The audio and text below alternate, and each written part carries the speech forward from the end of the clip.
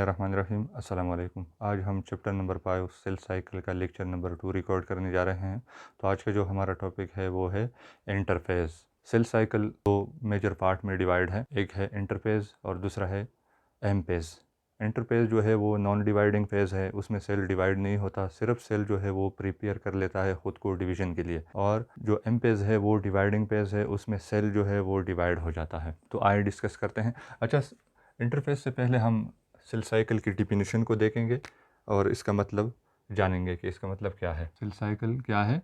The series of events that takes place in a eukaryotic cell leading to its division is called cell cycle. एक eukaryotic cell जब divide होता है तो उसमें series of events, series of changes होते हैं और उसी चेंजेस की वजह से सेल जो है वो डिवाइड हो जाता है दो में। एक सेल दो में डिवाइड हो जाता है, तो उस सीरीज़ ऑफ चेंजेस को सेल साइकिल कहा जाता है।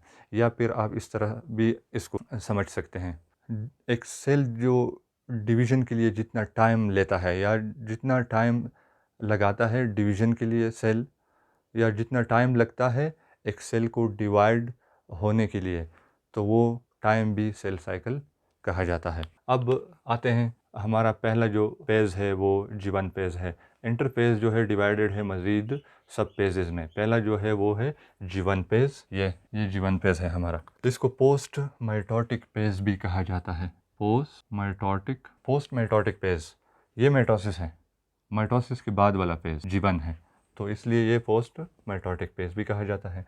या इसको आप कह सकते हैं gap between M phase and S phase. M phase और एस फेज़ के दरमियान का जो गैप है वो जीवन फेज़ कहलाता है। या इसका एक और डिफिनीशन है gap between cell division and DNA replication. Gap between cell division M phase यानी माइटोसिस में सेल डिवीजन होता है और डीएनए रिप्लिकेशन, और एस फेज़ में डीएनए रिप्लिकेशन होती है। तो डीएनए रिप्लिकेशन और सेल डिवीजन के दरमियान वाला जो गैप है इसको कहता है जीवन फेज़। अच्छा, इसमें क्या क्या इवेंट होते हैं? Cell grows in size, cell grow करता है, साइज उसका बढ़ जाता है। इसके अलावा स्पेसिफिक एंजाइम बनते हैं, स्पेसिफिक एंजाइम आर सिंथेसाइज। कौन कौन से एंजाइम होते हैं वो? डीएनए पॉलीमरेज हो सकता है और आरएनए पॉलीमरेज हो सकता है। इसके अलावा DNA bases are synthesize, DNA bases बनते हैं इस जीवन फेज़ में, क्योंकि वही डीएनए बेसिस है जिनसे डीएनए बनता है। वो कौन कौन से हो सकते हैं? एडेनिन है, गुआनिन है,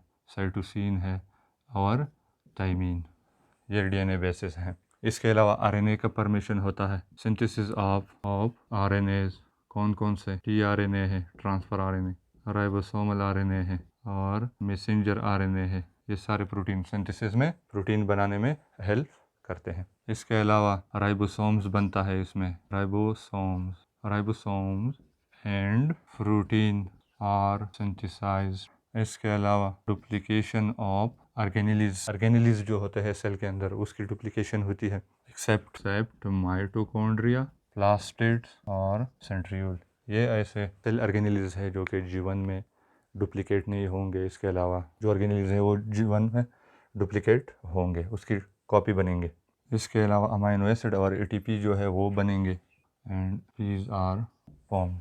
अमाइनो एसिड और एटीपी जो है वो भी बनते हैं जीवन फेज़। ये तो सेल के अंदर चेंजेस थे जो हो गए। अब सेल जो है जीवन से जंप करेगा एस फेज़ में।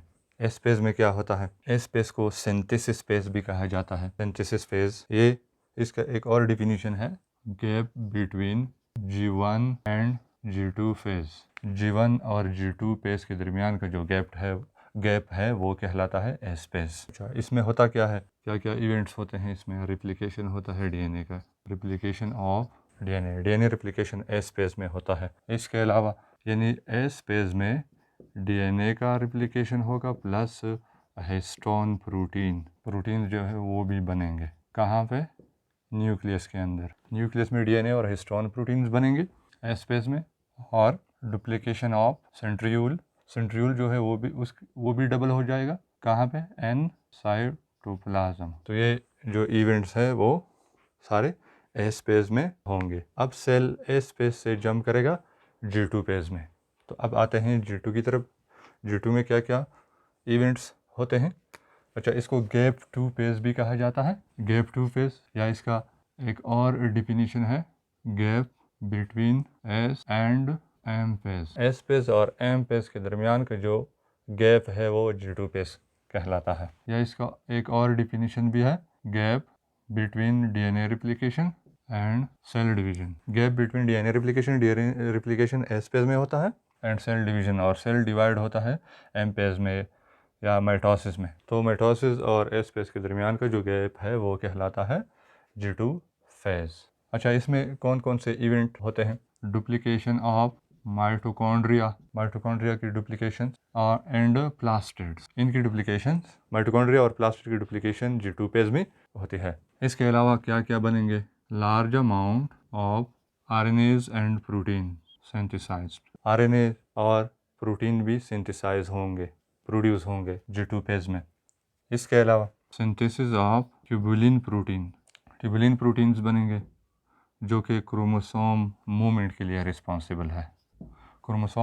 लिए रिस्पॉन्सिबल है, अच्छा, इसके अलावा एनर्जी भी स्टोर होगा, store energy, ATPs for chromosomes movements. तो ये चेंजेस जो है ये G2 फेज में होंगे। अब G2 फेज से सेल जो है वो जंप करेगा एम फेज में यानी माइटोसिस में, और माइटोसिस में क्या होगा? सेल डिवाइड होगा 2 डॉटर सेल में।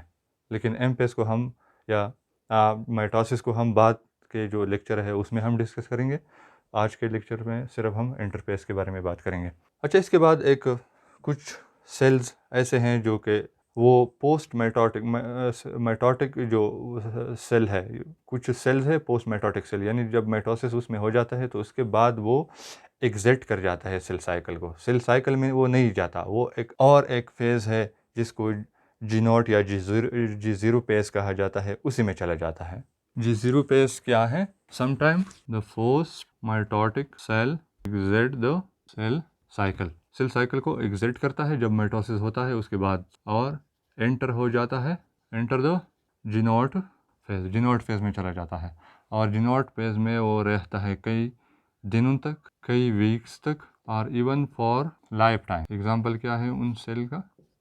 Neuron and cells of eye lens. Neurons और लेंस, आई का जो लेंस होता है उनके सेल्स जो है ये ऐसे सेल है जो कि G0 फेज में रहते हैं, वो डिवाइड नहीं कर। तो ये था हमारा topic. Thanks for watching the video.